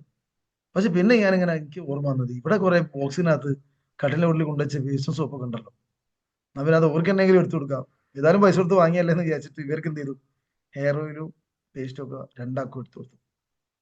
ഒരു ഹാപ്പി ആയി, ഒരു കൊണ്ടുപോവുകയും ചെയ്തു, കഴിഞ്ഞു. 2 ദിവസം കഴിഞ്ഞിട്ട് എന്നെ മൂത്ത പെങ്ങളെ വിളിച്ചു പറഞ്ഞു, പിന്നെ എൻ്റെ അടുത്തുള്ള ആ ഹെയർ ഓയിൽ, ഇങ്ങനെ കൊണ്ടുവന്ന ഹെയർ ഓയിൽ ഉണ്ടല്ലോ, അത് നല്ല സൂപ്പറാണ്. ഇവിടെ കുടുംബശ്രീ മീറ്റിങ്ങിന് ഇന്നലെ വന്ന അയൽവാസികളൊക്കെ പറഞ്ഞത് തലക്ക് നല്ല ഒരു കറുപ്പ് തോന്നുന്നുണ്ട്, ഏത് എണ്ണ തേക്കല്, നല്ല സ്മെല്ലും ഉണ്ടല്ലോ എന്നൊക്കെ പറഞ്ഞു, മുടിയൊക്കെ തൊട്ട് വെക്കൽ നല്ല അഭിപ്രായം പറഞ്ഞു എന്ന് പറഞ്ഞു. ഞാൻ പറയാം അങ്ങനെ ഉണ്ടോ, പേസ്റ്റോ എന്ന് ചോദിച്ചു. ആ പേസ്റ്റ് നല്ല സൂപ്പർ പേസ്റ്റ് അതാണ്. അങ്ങനെ ഞാൻ എന്ത് ചെയ്തു, ഓക്കെ എന്ന് പറഞ്ഞു. അപ്പോൾ ഇനി ഉണ്ടോ എന്ന് വെച്ചപ്പോൾ ഞാൻ പറഞ്ഞു, അത് ഞാൻ ഗൾഫിൽ നിന്ന് കൊണ്ടുവന്നതല്ല, ഞാൻ റമീസ് ഒരു കച്ചവടം ചെയ്യുന്നുണ്ട്, ഓനോട് വാങ്ങിയതാണ്, ഇനി വേണമെങ്കിൽ പൈസ കൊടുക്കണം, ഓൻ തരും എന്ന് പറഞ്ഞു. അപ്പൊ ഓല് പറഞ്ഞു ആയിക്കോട്ടെ പൈസ തരാം, ഇനി അത് ഓർഡർ ചെയ്യണമെന്ന് പറഞ്ഞു. അപ്പോൾ ഓല് വിചാരിച്ചത് ഞാൻ ഗൾഫിൽ നിന്ന് കൊണ്ടുവന്നതിൽ നിന്ന് എടുത്ത് കൊടുത്താണെന്നാ. ഞാൻ പ്രത്യേകിച്ച് തിരുത്താനൊന്നും പോയിട്ടില്ലായിരുന്നു. അങ്ങനെ ഞാൻ വേഗം രണ്ടാമത്തെ പെങ്ങളെ വിളിച്ച് പൂള് പറഞ്ഞ്, നല്ല അടിപൊളി പേസ്റ്റ് ആണ്, എനിക്ക് ഇനിയും പേസ്റ്റ് വേണമെന്ന് പറഞ്ഞു. ഞാൻ പറഞ്ഞു ഇങ്ങനെയാണ് സംഗതി. ഓ സംഗതി തരും, സാധനം തരും, പൈസ കൊടുത്താലും തരും, എനിക്ക് വേണമെങ്കിൽ ഓർഡർ ചെയ്യാന്ന് പറഞ്ഞു. മറ്റൊക്കെ ഏതായാലും വേണോ എനിക്കോന്ന് വെച്ചു. ആ പൂള് പറഞ്ഞു ഓക്കും വേണമെന്ന് പറഞ്ഞു. അന്നപ്പാണ് ഇതിന്റെ ക്വാളിറ്റി ഓല് പറഞ്ഞപ്പോ എനിക്ക് ഒരു ചിന്ത വരുന്നത്. ഞാൻ എന്താ വെച്ചാൽ പേസ്റ്റ് ഒക്കെ എടുത്ത് ഉപയോഗിക്കാൻ തുടങ്ങി. അപ്പൊ നമ്മൾ ഗൾഫിൽ നിന്ന് വരുന്ന സമയത്തൊക്കെ ഇടയ്ക്ക് വരുമ്പോഴൊക്കെ നമ്മൾ ചെയ്യുന്നത് ഓഫറിൽ ഹൈപ്പർ മാർക്കറ്റിൽ പോയിട്ട്, ലുലു പോലത്തെ ഹൈപ്പർ മാർക്കറ്റിൽ പോയിട്ട് ഏറ്റവും വലിയ പേസ്റ്റ് എടുക്കും. അതെന്തിനാ വെച്ചാൽ അതിനകത്ത് കൂടുതൽ നമ്മൾ കണക്കൂട്ടുന്ന സമയത്ത് ഡിസ്കൗണ്ട് ഓഫർ നല്ലോണം കിട്ടും, ഏറ്റവും വലിയ പേസ്റ്റിന്. അപ്പൊ നമ്മൾ വീട്ടിലൊക്കെ അന്ന് ഉപയോഗിക്കുക വലിയ സിഗ്നലിലേക്ക് വലിയ പേസ്റ്റാണ് ആ സമയത്ത് എൻ്റെ വീട്ടിലുണ്ടായിരുന്നത്. അത് ഉപയോഗിക്കാൻ എനിക്ക് തോന്നുന്നത് ഒരു 2-3 മാസമൊക്കെ ഒരു പേസ്റ്റ് ഒരു വീട്ടിൽ ഉപയോഗിക്കാൻ മാത്രം ഉണ്ടാവും. ഏകദേശം ഒരു 10-300 ഗ്രാമിന്റെ ഒക്കെ മേലുണ്ടെന്ന് എനിക്ക് തോന്നുന്നത്. ഏതായാലും അതുള്ളത് കൊണ്ട് തന്നെ ഞാൻ പേസ്റ്റ് ഒന്നും തൊട്ടതുമില്ല. പക്ഷെ ഇവരിങ്ങനെ പറഞ്ഞപ്പോൾ ഞാൻ പേസ്റ്റ് ഒന്ന് പിറ്റേന്ന് ഉപയോഗിച്ച് നോക്കിയപ്പോൾ എനിക്കൊരു കാര്യം മനസ്സിലായി. അതുവരെ നമ്മൾ ഉപയോഗിച്ച പേസ്റ്റിനൊക്കെ ഒരു എയർ ഗ്യാസ് ഉണ്ടാവും. നമ്മൾ ഏത് പേസ്റ്റ് ആണോ ഉപയോഗിച്ചത് അതിന് ശേഷം കുടിക്കുന്ന ചായക്ക് ആദ്യം വരുന്ന ടേസ്റ്റ് ആ പേസ്റ്റിന്റെ ടേസ്റ്റാണ്. അത് സാധാരണ എത്ര കവിളി തുപ്പി കഴിഞ്ഞാലും അത് കംപ്ലീറ്റ് അങ്ങോട്ട് ക്ലിയർ ആവില്ല. പക്ഷേ ഈ പേസ്റ്റ് ഉപയോഗിച്ച സമയത്ത് നല്ലൊരു ഫ്രഷ്നെസ്, അങ്ങനത്തെ പ്രശ്നങ്ങളൊന്നുമില്ല. ഏതായാലും അത് എനിക്ക് ഭയങ്കര ഇതായി. അപ്പോഴേക്കാണ് ഉമ്മ പറഞ്ഞത്, ഒരു 15 ദിവസമായിട്ടുണ്ട് കഴിക്കാൻ തുടങ്ങിയിട്ട് കവചപ്രാവശ്യം ഇത് ലേഹ്യം കഴിക്കൽ തുടങ്ങിയപ്പോൾ എനിക്ക് ഈ തുമ്മലിന് ഭയങ്കര മാറ്റമുണ്ട്. ഇപ്പൊ കുറച്ച് ദിവസമായിട്ട് തീരെ തുമ്മലില്ല. ഇത് കഴിച്ചു തുടങ്ങിയപ്പോൾ തുമ്മലിന് സ്ട്രോങ് കുറഞ്ഞ് കുറഞ്ഞ് ഇപ്പൊ പെർഫെക്റ്റ് ആയി, നോർമലായി, പ്രശ്നമൊന്നുമില്ല. കുറെ ദിവസമായിട്ട് ഏകദേശം ഒരാഴ്ചയോളായി ഞാൻ തുമ്മിയിട്ട് എന്ന് പറഞ്ഞു. അതാണ് എനിക്ക് ഭയങ്കര അത്ഭുതമായിട്ട് തോന്നിയത്. കാരണം നമുക്ക് എവിടെ ചികിത്സ കാണിച്ചാലും 1-2 ദിവസം അല്ലെ 3 ദിവസം കഴിഞ്ഞാൽ വീണ്ടും തുമ്മും. അത് കാണിക്കുന്ന സമയത്ത് മാത്രമേ ആ മാറ്റം ഉണ്ടാവും. 2-3 ദിവസത്തേക്ക് ചിലപ്പോൾ തുമ്മില്ല എന്ന് വരും. പക്ഷെ 4-ാം ദിവസം മുതൽക്ക് വീണ്ടും ഉണ്ടാവും. പക്ഷെ ഇവിടെ നേരെ തിരിച്ച് സ്ട്രോങ് കുറഞ്ഞ് കുറഞ്ഞ് കംപ്ലീറ്റ് ക്ലിയർ ആയ മാതിരി. അങ്ങനെയാണ് ഒരാഴ്ച, ഒരു 15 ദിവസം കൂടെ പിന്നെയും കഴിഞ്ഞപ്പോൾ ഉമ്മ പറഞ്ഞു ചെറുങ്ങനെ തുമ്മാനൊക്കെ തുടങ്ങിയിട്ടുണ്ട്, എന്നാലും അത്ര സ്ട്രോങ് ഇല്ല. ഞാൻ ചോദിച്ചു നിങ്ങൾ ലേഹ്യം കഴിക്കുന്നില്ല ചോദിച്ചു. ലേഹ്യം തീർന്നിട്ട് ഇപ്പോൾ ഒരു 5-6 ദിവസമായി എന്നാണ്. ഞാൻ പറഞ്ഞു നിങ്ങൾ പറയണ്ടേ. അപ്പൊ ഇവർ ഇതിന്റെ മുകളിലുള്ള വിലയൊക്കെ നോക്കി കഴിഞ്ഞാൽ ഭയങ്കര വില ആണ്. ഞാൻ പറഞ്ഞു അതൊന്നും അത്ര നമ്മൾ കൊടുക്കണ്ട, നമുക്ക് അതിനെ കുറച്ച് പകുതി പൈസ കൊടുത്താൽ മതി എന്നൊക്കെ പറഞ്ഞിട്ട് ഞാൻ വേഗം ഷാഹിർ സാറിനെ വിളിച്ചിട്ട് 2 ലേഹ്യം കവചപ്രാശത്തിന് പിന്നെ ഓർഡർ ഇട്ടു. അയാൾ അന്ന് തന്നെ വൈകുന്നേരം 2 കവചപ്രാശം കൊണ്ടു തന്നു. അങ്ങനെ എന്നോട് പിന്നെ കുറെ മോട്ടിവേഷൻ ഒക്കെ ചെയ്തു, അങ്ങനെയൊക്കെ ഇങ്ങനെയൊക്കെ എന്നൊക്കെ പറഞ്ഞിട്ട് പ്രോഗ്രാമിനൊക്കെ വരാൻ പറഞ്ഞു. ആയിക്കോട്ടെ എന്ന് പറഞ്ഞു. ഞാൻ ഒരു എനിക്കൊന്ന് GTS പോയിട്ടില്ല, GTS പോയില്ല. വിളിക്കും വരും എന്ന് പറയും, പക്ഷെ ഞാൻ പോകില്ല. വിളിച്ചാലും ഒക്കെ റെഡി, നേരിട്ട് പറയുമ്പോ ഒക്കെ ഞാൻ വരാം, നമുക്ക് പോവാന്നൊക്കെ പറയും. കാരണം തൽക്കാലം വരുന്ന ഒഴിവാക്കണം, അത്രേ ഉള്ളൂ. അങ്ങനെ മീറ്റിങ്ങിനൊന്നും പോയില്ല. ഇവരിങ്ങനെ ഇതിനെക്കുറിച്ച് പറയും. അപ്പോൾ ഇപ്പൊ വന്നാലും കുറെ നേരം പറയണ്ടോ, ഒക്കെ റെഡി, എല്ലാം റെഡി എന്ന് പറഞ്ഞാലും കുറെ നേരം ഇരുന്ന് പിന്നെ സംസാരിച്ചാലോ. അങ്ങനെ ഒരു പ്രശ്നമുണ്ട്. അങ്ങനെ ഇവർക്ക് എങ്ങനെയെങ്കിലും എന്നെ ഇതിലെത്തിക്കണം എന്ന് എനിക്കറിയാം. അതിനാണ് അവർ ശ്രമിക്കുന്നത്. ഞാനാണെ പിടി കൊടുക്കൂല എന്നുള്ളത്. വേറെ പ്രശ്നമൊന്നുമില്ല, പ്രൊഡക്റ്റ് ഒക്കെ നല്ലത്, എനിക്ക് ഇഷ്ടപ്പെട്ടിട്ടുണ്ട്. പക്ഷെ ഇതിന്റെ പുറകെ നടക്കാൻ എന്നെ കൊണ്ട് കഴിയില്ല. ആളെ ചേർക്കലും ആളെ പിടിക്കലും കൊണ്ട് നടന്ന് വിൽക്കലും. പിന്നെ എനിക്ക് ഗൾഫിൽ നിന്ന് വരുമാനം വരുന്നുണ്ട്, ഞാൻ നാട്ടിൽ നിൽക്കുകയാണെങ്കിലും പൈസ ഇങ്ങനെ വന്നോളും. അപ്പൊ അതിങ്ങനെ തീർത്തു കൊടുത്താൽ മതി, വേറെ പ്രത്യേകിച്ച് പണിയൊന്നുമില്ല. കാരണം നന്നായിട്ട് കഷ്ടപ്പെട്ടിട്ടുണ്ട് ഗൾഫിൽ പോയ സമയത്ത്, നന്നായിട്ട് അധ്വാനിച്ചിട്ടുണ്ട്. അങ്ങനെ ഉണ്ടാക്കിയെടുത്ത മേഖലയാണ്. റിയൽ എസ്റ്റേറ്റ് മേഖല ഉണ്ട്, അവിടെ കച്ചവടം ഉണ്ട്. അങ്ങനെയുള്ള 2-3 പരിപാടികളൊക്കെ ഉണ്ട്. അപ്പൊ അതുകൊണ്ട് തന്നെ ഞാൻ അവിടെ ഇല്ലെങ്കിലും കാര്യങ്ങൾ നടക്കും. അപ്പൊ അതുകൊണ്ട് എനിക്ക് വേറെ ചിന്തിക്കേണ്ട കാര്യമില്ല. വലിയ പ്രശ്നങ്ങളോ പ്രതിസന്ധികളോ ഒന്നും അതുമില്ല. അങ്ങനെ ഞാൻ ഇതിങ്ങനെ ഒഴിഞ്ഞു മാറി കളിക്കും. എന്നാലും എനിക്ക് ഇടയ്ക്ക് തോന്നും, ഇത് നല്ല പരിപാടിയാണല്ലോ, നല്ല പ്രോഡക്റ്റ് അല്ലേ, ഞാൻ ഇത് ചെയ്താലോ എന്നൊക്കെ തോന്നും. ചെയ്യണമെന്ന് വിചാരിക്കും. പക്ഷേ ഈ മീറ്റിങ്ങിന് പോലും എനിക്ക് തീരെ പറ്റില്ല. 2 മണിക്കൂർ മീറ്റിങ്ങിന് പോയി ഇരിക്കുക എന്ന് പറഞ്ഞു കഴിഞ്ഞാൽ കൊല്ലണേന് സമം. അങ്ങനെ ഞാൻ ഇത് വിളിക്കുന്ന സമയത്തൊക്കെ മീറ്റിംഗിൽ നിന്ന് ഞാൻ ഒരു നിൽക്കും. ഞാൻ വരുമെന്ന് പറയാന്നല്ലാതെ ആ സമയത്ത് ഞാൻ ഫോൺ എടുക്കൂല. അങ്ങനെ ഒരു പരിപാടിയാണ്. അങ്ങനെയാണ് ഇവര് വീട്ടിൽ വന്നിട്ട് അടുത്തൊരു മീറ്റിംഗ് വിളിക്കുന്നത്. ഇത് നിങ്ങളെ സ്പെഷ്യലായിട്ട് വിളിക്കുകയാണ്. നമ്മുടെ കമ്പനീന്റെ ഡയമണ്ട് വരുന്നുണ്ട്, മുബീൻ മുഹമ്മദ് എന്നാണ് പേര് എന്നൊക്കെ പറഞ്ഞിട്ട്. ഞാൻ പറഞ്ഞ നേരോ അങ്ങനെ ഉണ്ടോ? ആ, അയാൾ ഇത്ര പൈസ വരുമാനം വാങ്ങുന്നത് ഒരു മാസത്തിൽ, അങ്ങനെയാണ്, നിങ്ങൾ പരിചയപ്പെടേണ്ട ആളാണ്, നിങ്ങൾക്ക് പറ്റിയ ആളാണെന്നൊക്കെ പറഞ്ഞിട്ട് ഞാൻ ആയിക്കോട്ടെ എന്നാ പിന്നെ ഞാനും വരാം എന്നൊക്കെ പറഞ്ഞിട്ട് ഒരു ഡേറ്റ് ഒക്കെ ഫിക്സ് ആക്കി. 2019 ജനുവരിയോ ഫെബ്രുവരി ആയിട്ടാണ് കോഴിക്കോട് വെച്ചിട്ടാണ് പ്രോഗ്രാം എന്നൊക്കെ പറഞ്ഞു. ഓക്കെ റെഡി, എല്ലാം ഞാൻ റെഡി എന്ന് പറഞ്ഞു. അപ്പോഴേക്ക് പ്രോഗ്രാമിലേക്ക് ശേഷം ഒരാഴ്ചയോളം സമയമുണ്ട്. ഓക്കെ, ഞാൻ വരുമെന്ന് ഉറപ്പിച്ചു. ഞാൻ പോലാന്ന് ഞാനും മനസ്സിൽ ഉറപ്പിച്ചു. ഇവരെ പറഞ്ഞേക്കാന്നല്ലാതെ ഞാൻ പരിപാടിക്ക് പോണ പരിപാടിയേ ഇല്ല. അങ്ങനെ ഞാൻ തലേ ദിവസം ബിജു സാർ എന്നെ വിളിച്ചു. സാർ നാളാണ് നമ്മളെ പ്രോഗ്രാം എന്ന് പറഞ്ഞു. ഞാൻ ചോദിച്ചു നാളെ? ആ നാളാണ് സാർ. ഞാൻ പറഞ്ഞു നാളെ ചെറിയൊരു പ്രശ്നമുണ്ട്, ഞാൻ ഇപ്പൊ തിരിച്ചങ്ങോട്ട് വിളിക്കാന്ന് പറഞ്ഞു. സത്യം പറയണത് ഇതൊന്ന് ആലോചിക്കണം, നാളേക്ക് എന്ത് പറയുമെന്നുള്ളത്. നമ്മൾ കൃത്യമായിട്ട് ഒരാൾക്ക് ഒരു കാര്യം ഉണ്ടെങ്കിൽ അത് വിളിച്ചു കഴിഞ്ഞാൽ പറയും. ഇപ്പൊ നമ്മൾ GTS നാളാണെന്ന് പറഞ്ഞു കഴിഞ്ഞാൽ, സാറേ നാളെ എനിക്ക് ഉപ്പനെ കൊണ്ട് ഹോസ്പിറ്റലിൽ പോകണ്ടല്ലോ, ഇത്ര സമയത്താണ്. അപ്പൊ അങ്ങനെയാണെങ്കിൽ നമ്മൾ മീറ്റിംഗ് എപ്പോഴാ? ഈ സമയത്ത്. അങ്ങനെയാണെങ്കിൽ ഞാൻ ഇത് കഴിഞ്ഞിട്ട് അങ്ങോട്ട് വരാം. അല്ല അതിന് അവിടെ നിന്ന് ഇറങ്ങിയിട്ട് എനിക്ക് വേഗം പോകണം. കൃത്യമായിട്ടൊരു കാര്യം പറയാനുണ്ടോ? കൃത്യമായിട്ട് പറയാനില്ല, അതിന് 100 കാരണങ്ങൾ പറയും. ചിലപ്പോൾ പറയും ഇപ്പൊ അങ്ങോട്ട് വിളിക്കാന്ന് പറയും, എന്തെങ്കിലുമൊക്കെ ഒരു ഒപ്പിച്ച് പറയും. ഇതേപോലെ ഞാൻ എനിക്കൊന്നും പറയാൻ അറിയാത്തത് കൊണ്ട് ഞാൻ ഇപ്പൊ തിരിച്ചു വിളിക്കാന്ന് പറഞ്ഞ് ഫോൺ ഇട്ടത്. ഞാൻ ആലോചിച്ച സമയത്താണ് എനിക്ക് ഒരു പിടിവള്ളി കിട്ടിയത്. കാരണം 2 ദിവസം മുന്നേ എൻ്റെ ഒരു കുടുംബക്കാരൻ, എൻ്റെ ചേപ്പന്റെ മോന്തനായിട്ട് വരും, ഓനെ ഒരു സർജറി ആവശ്യത്തിന് ഞാൻ പെരിന്തൽമണ്ണ മൗലാന ഹോസ്പിറ്റലിൽ അഡ്മിറ്റ് ചെയ്തിട്ടുണ്ട്. കറക്റ്റ് ഓൺ ഡിസ്ചാർജ് ആണ്ടി പിറ്റേ ദിവസം. പക്ഷെ ഞാൻ ഓനെ അങ്ങോട്ട് കൊണ്ടുപോകാൻ പറഞ്ഞിട്ടുണ്ട്, ഇങ്ങോട്ടേ ഞാൻ കൊണ്ടുവരൂ, തിരിച്ചെടുക്കാൻ ഇനി ഇന്നെ വിളിക്കണ്ട, നീ വേറെ ആരോ കൂട്ടിക്കോന്ന് പറഞ്ഞു. അപ്പൊ പറഞ്ഞു ഓക്കെ ചിയാപ്പനെ വിളിക്കാം, ഓന്റെ ഒപ്പന്റെ നേരെ അനിയനുണ്ട്, അയാളും നാട്ടിലുണ്ട്, ഞങ്ങളൊക്കെ പ്രവാസികളുമാണ്, ഉപ്പനെ വിളിക്കാന്ന്. ആയിക്കോട്ടെ എന്നാണ്. അങ്ങനെ എനിക്ക് തോന്നി. ഞാൻ ഈ വേറൊരു കാര്യമുണ്ട്, സാധാരണ നിങ്ങൾ ഒക്കെ വരുന്നില്ല അല്ലെ കാരണമുണ്ട് പ്രശ്നമുണ്ട് എന്ന് പറഞ്ഞിട്ട് വീട്ടിൽ മാറിക്കാൻ പറ്റും.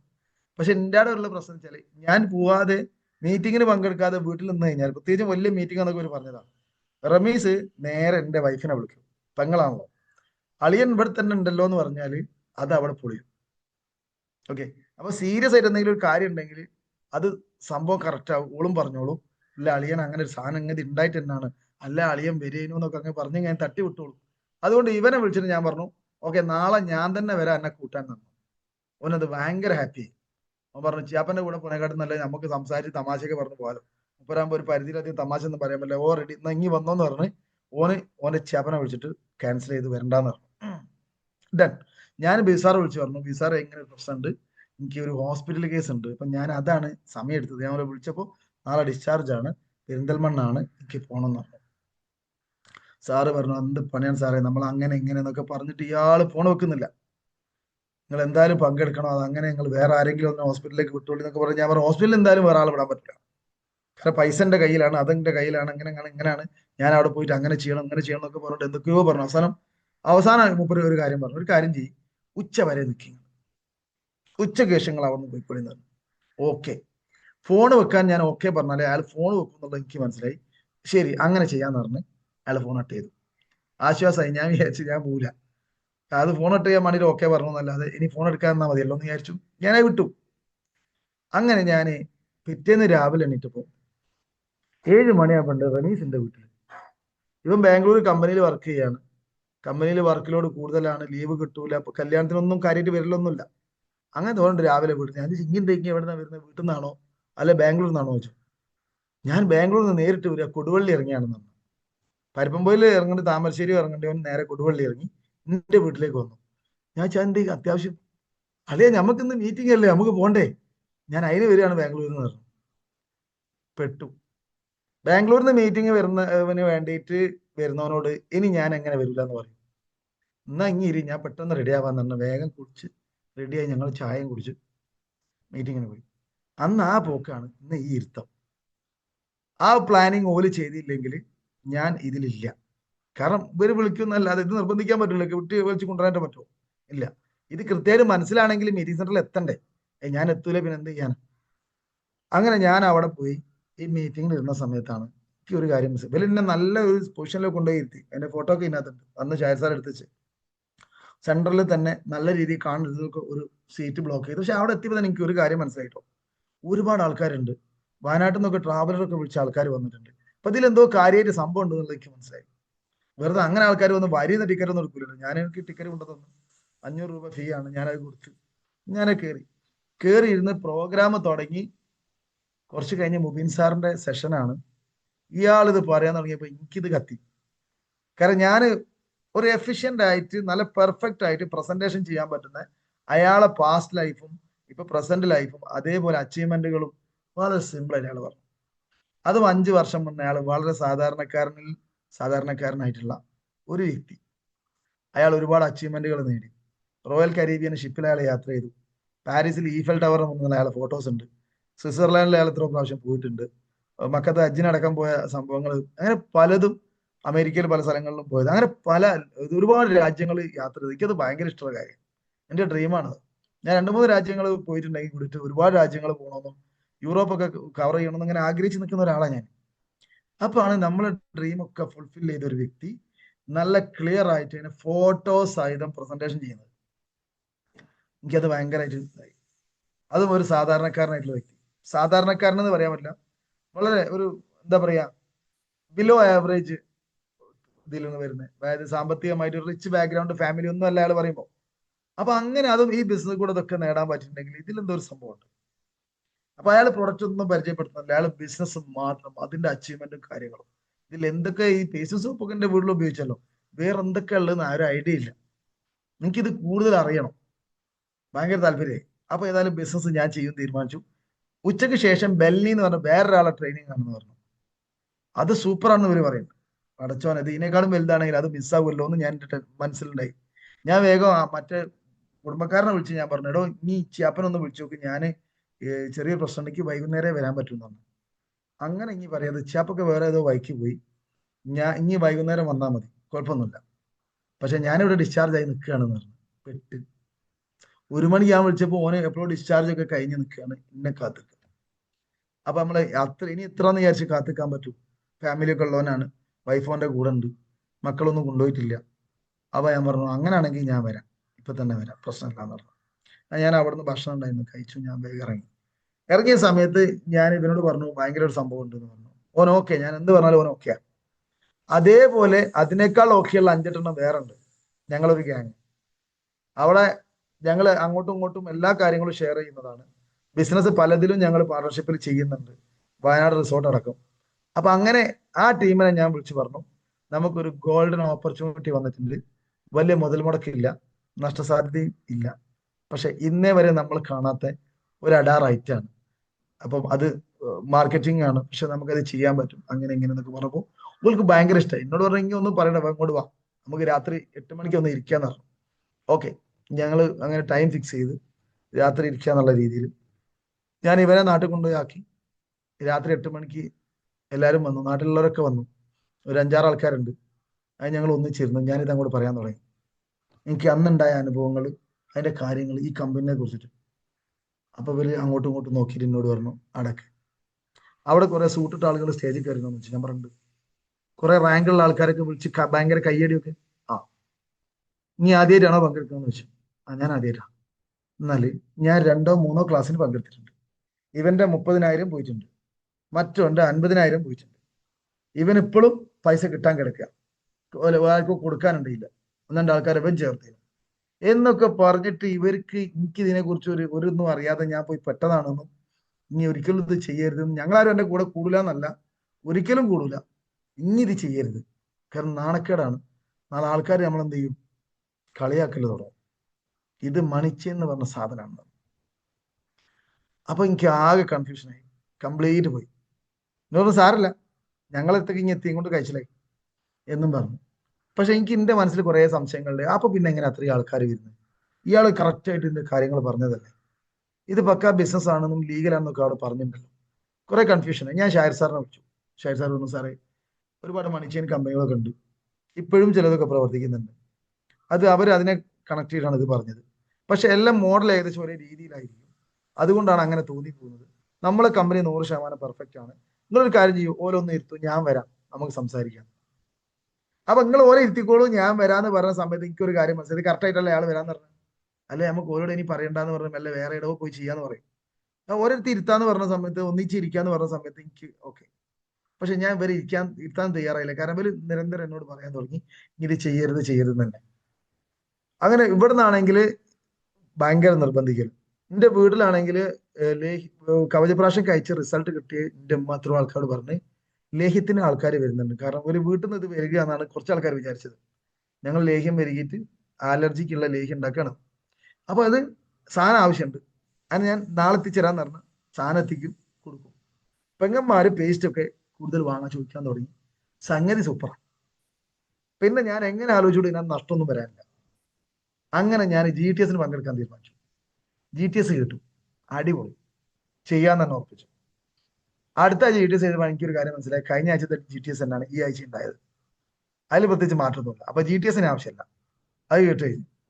അങ്ങനെ പിന്നെ ടീം ഉണ്ടാക്കാനുള്ള ചെറിയ കാര്യങ്ങളൊക്കെ കുറച്ച് പുറത്തേക്കൊക്കെ പോയിട്ട് മെല്ലെ മെല്ലെ ടീം ഡെവലപ്പ് ചെയ്യാനൊക്കെ സ്റ്റാർട്ട് ചെയ്യാൻ തുടങ്ങി. അപ്പൊ എന്റെ കൂട്ടുകാരന്മാർക്ക് ഒരു കാര്യം മനസ്സിലായി, ഞാനിത് വിട്ടില്ല എന്നുള്ളൂ, ഇതൊന്നുകൂടി ഉഷാറാക്കുകയാണെന്നുള്ളൂ. ഒരു നന്നായിട്ട് കളിയാക്കാൻ തുടങ്ങി. എനിക്ക് തോന്നുന്നത് ഭയങ്കര വിഷമവും സങ്കടമൊക്കെ ആദ്യം ഉണ്ടായി. പിന്നെ ഞാനത് ആ ഒരു ലഹരിയായിട്ട് എടുത്തു. അതിന്റെ ഓരോട് ഞാൻ പറഞ്ഞു, ഒരു ചാലഞ്ച്, ഇതിനകത്ത് ആഴ്ചക്ക് 2,10,000 തന്നെ വരുമാനം കിട്ടും ഒരാഴ്ചയിൽ. അതുപോലെ ഓ അത്രേ പറഞ്ഞുള്ളൂ, 10 ലക്ഷം രൂപ കിട്ടുന്നല്ലോ, ഇത്രയോ വേറെ ഉണ്ട് പറഞ്ഞു. വേറെ പല കമ്പനി പറഞ്ഞത് ആഴ്ചയിൽ 2,10,000 പറഞ്ഞ് 10-15 ലക്ഷം ഒക്കെ ആഴ്ച കിട്ടുന്നു, 15 തലമുറ ജീവിക്കുന്നൊക്കെ ഞങ്ങൾ പറഞ്ഞുകൊണ്ടിരുന്നു. ഓക്കെ, നിങ്ങളൊരു കാര്യം മനസ്സിലാക്കിക്കോളി, ഈ 2,10 കിട്ടിയിട്ടില്ല ഇനി ഞാൻ നിർത്തൂല എന്നാണ്. അപ്പൊ ഓർക്കും തോന്നി ഞാൻ സീരിയസ് ആണ്. ഓക്കെ, അങ്ങനെ കുറെ കഴിഞ്ഞപ്പോൾ അവർക്ക് മനസ്സിലായി. 1-2 വർഷമൊക്കെ കഴിഞ്ഞപ്പോഴേക്ക് ഞാൻ അത്യാവശ്യം ഇതുകൊണ്ട് ഗ്രോത്ത് ഉണ്ടാക്കുന്നുണ്ട് എന്നുള്ളതും അത്യാവശ്യം കുഴപ്പമില്ലാത്ത പരിപാടിയാണെന്നുള്ളതും ഞാൻ ഓർക്ക് തന്നെ പ്രൊഡക്റ്റുകളൊക്കെ കൊടുത്തിട്ടുണ്ട്. പേസ്റ്റും സോപ്പും എയർ ഓയിലും ഗ്യാസ് ലിവഗേനൊക്കെ കൊടുത്തിട്ടുണ്ട്, കവചപ്രാശം ഉപയോഗിച്ചോലുണ്ട്. അതുപോലൊക്കെ നല്ല സാധനങ്ങളാണ് മനസ്സിലായി. ഓരോടെ ആരൊക്കെ അത് പറയാൻ തുടങ്ങിയത്, ഇങ്ങനെ ഒരു സാധനം ഉണ്ട്. അപ്പോൾ എന്നോട് ചോദിച്ചു, ഇത് എന്റേതാണോ? ആ എന്നാ ഇത് നല്ലതെന്ന് കേട്ടിട്ടുണ്ടെങ്കിൽ അതിന്റെ ഇതൊന്നും എനിക്ക് വേണമെന്നൊക്കെ പറഞ്ഞിട്ട് പോലും മറ്റുള്ള പറയും, ഞങ്ങളുടെ കൂട്ടുകാരൻ ഇത് ചെയ്യുന്നുണ്ട്, ഇതിന്റെ ആളാണെന്നൊക്കെ പറഞ്ഞിട്ട് എന്നോട് പിന്നെ വാങ്ങിക്കാനുള്ള സപ്പോർട്ടൊക്കെ ഉണ്ട്. പക്ഷെ ഞാൻ ഇതായി പോണ്ടെന്ന് വിചാരിച്ചിട്ടാണ്, ഓർക്കുള്ള അറിവ് വെച്ചിട്ടില്ലെങ്കിൽ പറഞ്ഞതേ ഉള്ളൂ.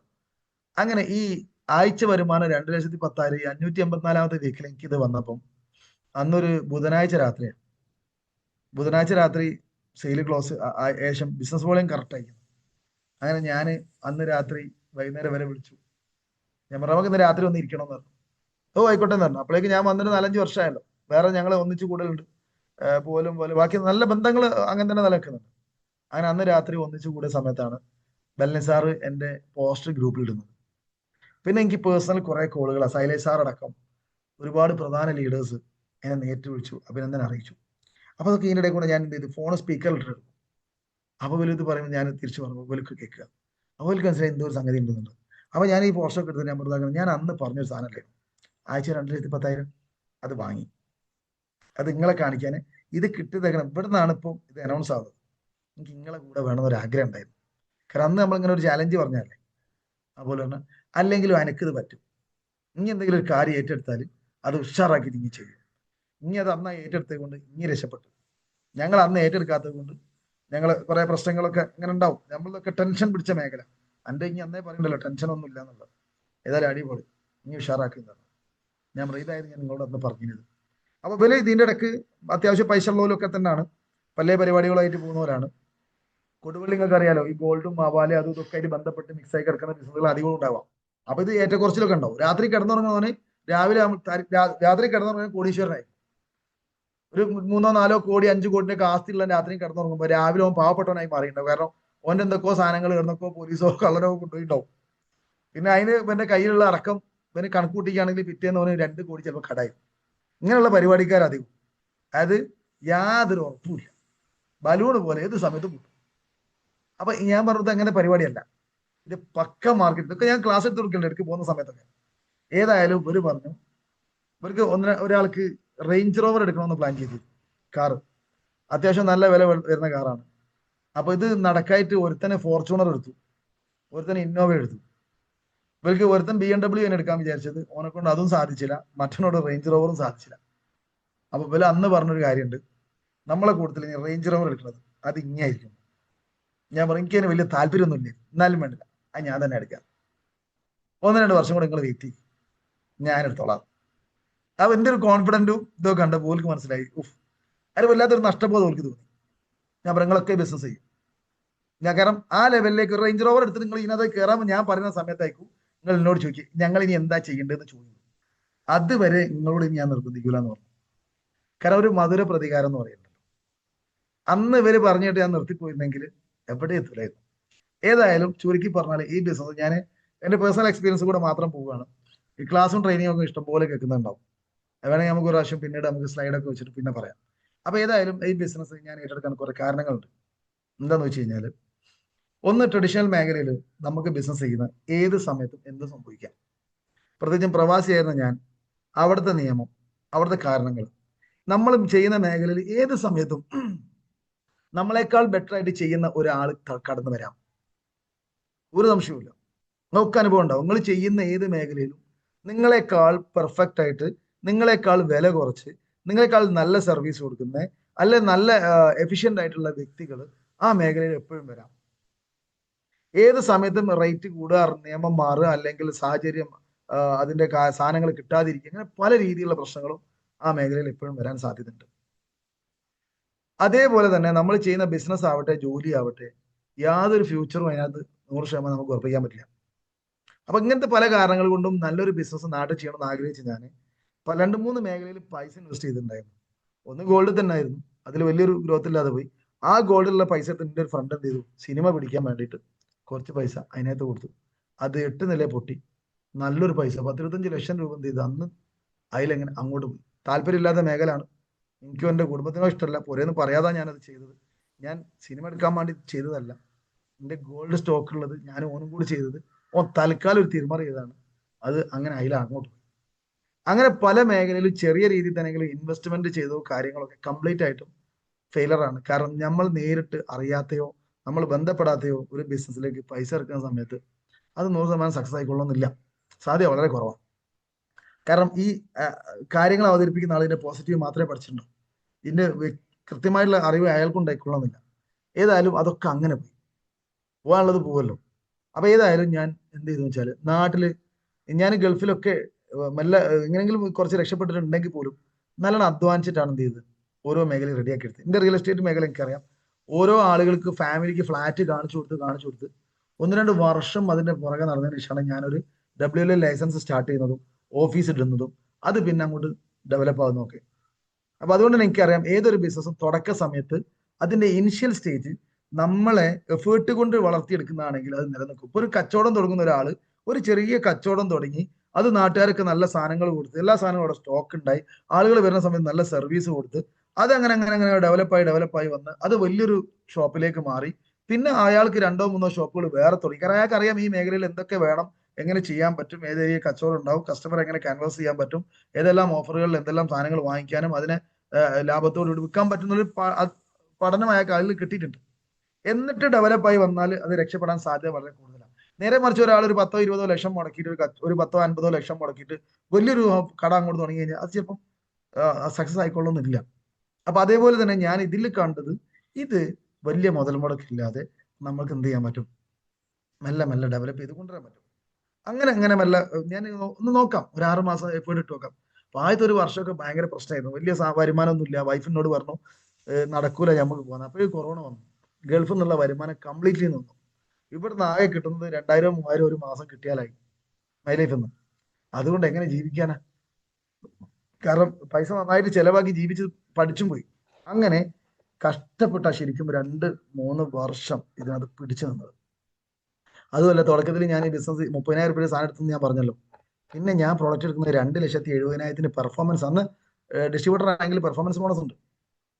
ആ പെർഫോമൻസ് ബോണസ് അടിക്കാൻ വേണ്ടിയിട്ട് ഒരു പ്രോഗ്രാമിലേക്ക് വേണ്ടിയിട്ട് അത്രയും പ്രൊഡക്റ്റ് എടുത്തെന്ന് മാത്രമല്ല, എന്നിട്ട് ആ പെർഫോമൻസ് എനിക്ക് കിട്ടിയതുമില്ല. നിങ്ങൾ ആലോചിച്ച്, ഞാൻ നിർത്തി പോകാൻ ഒരേ ഒരു കാരണം അത് മാത്രം മതി. കാരണം ഞാനിത് എടുത്തു നോക്കുമ്പോൾ, എടുത്ത് ആ മാസം കഴിഞ്ഞ് നോക്കുമ്പോൾ മിനിമം പർച്ചേസ് ചെയ്യണം എന്നുള്ളത് എന്റെ ലീഡേഴ്സിന് ഓർമ്മയില്ല. ഞാനാണെങ്കിൽ വന്ന ആളാ, വന്നിട്ട് ഒരു മാസമായിട്ടേ ഉള്ളൂ.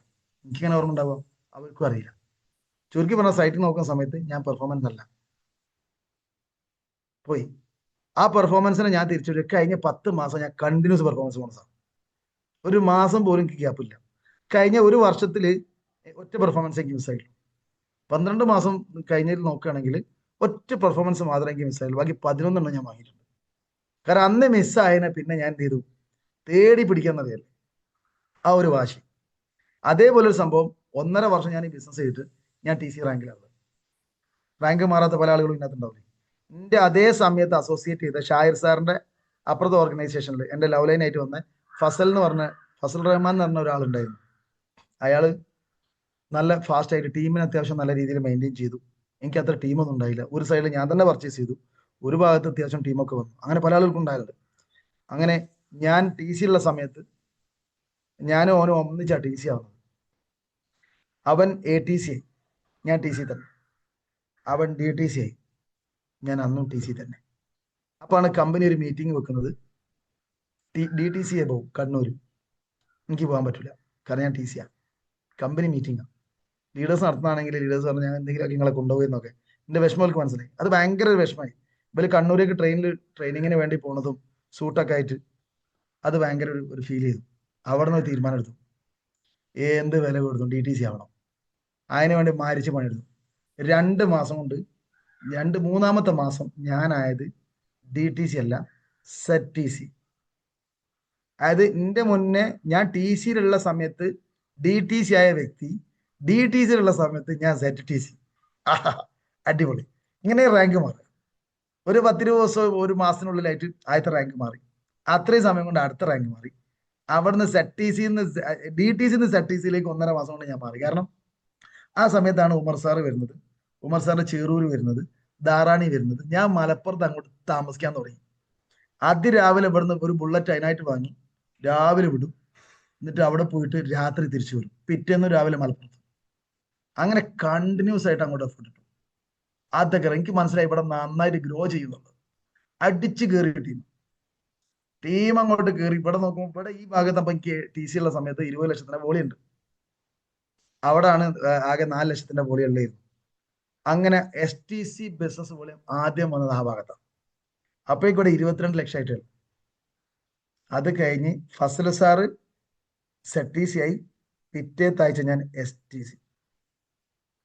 അപ്പോഴേക്ക് നല്ല വരുമാനമായി, കാര്യങ്ങളൊക്കെ സ്മൂത്തായി.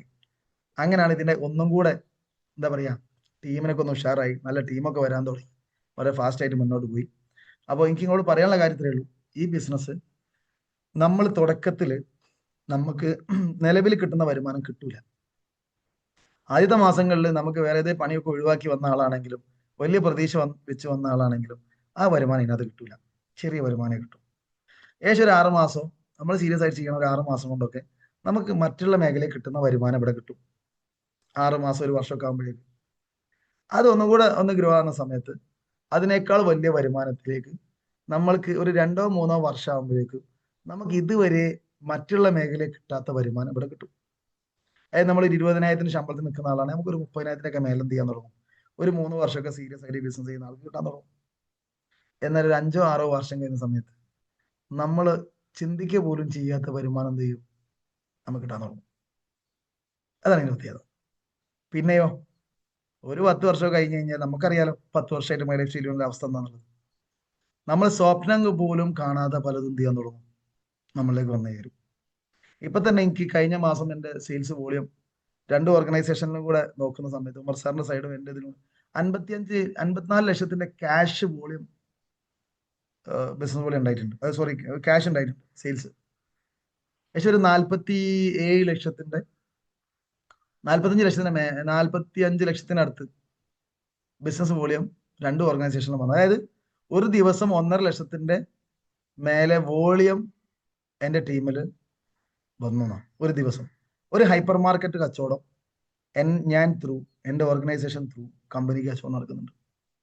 എൻ്റെ കൊടുവള്ളിയിൽ ചിലപ്പോൾ 1.5 ലക്ഷത്തിന്റെ സെയിൽസ് ഒരു കടയിൽ ഉണ്ടായിക്കൊള്ളുന്നില്ല. പക്ഷെ എന്നിൽ കൂടെ അത് ഉണ്ടാകാൻ തുടങ്ങി. അത് നാളെ ഇനിയും ഗ്രോ ചെയ്യുന്നുള്ള നമുക്ക് ഉറപ്പാണ്.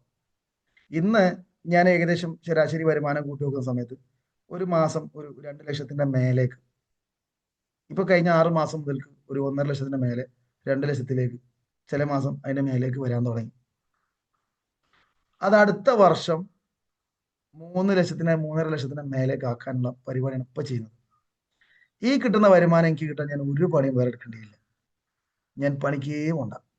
കാരണം കൂടെ വന്നവർക്ക് രക്ഷപ്പെടണം, ഓൾക്ക് വേണ്ടി പൈക്കോളും ഓടിക്കോളും. ഞാൻ വേണ്ട സപ്പോർട്ട് കൊടുത്താൽ മതി ചെറിയ രീതിയിൽ. എനിക്ക് വേണേൽ വീട്ടിലിരിക്കാം. പക്ഷെ എൻ്റെ ഒരു പ്ലാനിങ് ഉണ്ട്.